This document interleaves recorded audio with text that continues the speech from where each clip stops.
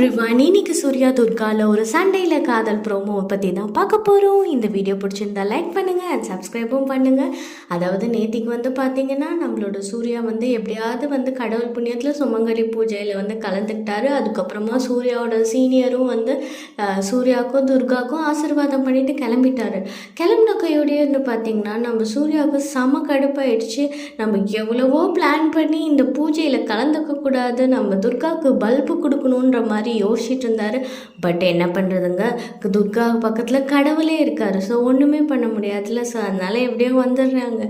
So இதனால் அவர் என்ன பண்ணுறாருனா துர்காவை பிடிச்சி திட்டிகிட்டே இருக்காரு, கோச்சிக்கிறாரு.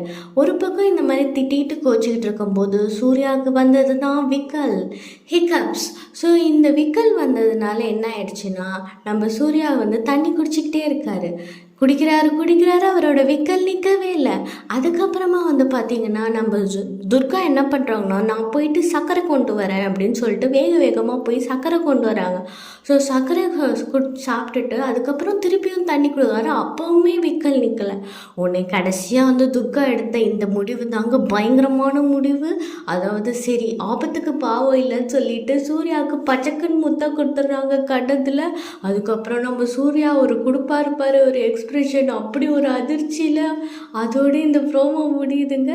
இந்த ஃபன்னாகவும் ஒரு பக்கம் என்டர்டைன்மெண்ட்டாகவும் இருந்தது இந்த ப்ரோமோ. இந்த வீடியோ பிடிச்சிருந்தா லைக் பண்ணுங்கள் அண்ட் தயவுசெய்து சப்ஸ்கிரைப் பண்ணுங்கள். தேங்க்யூ ஃபார் வாட்சிங்.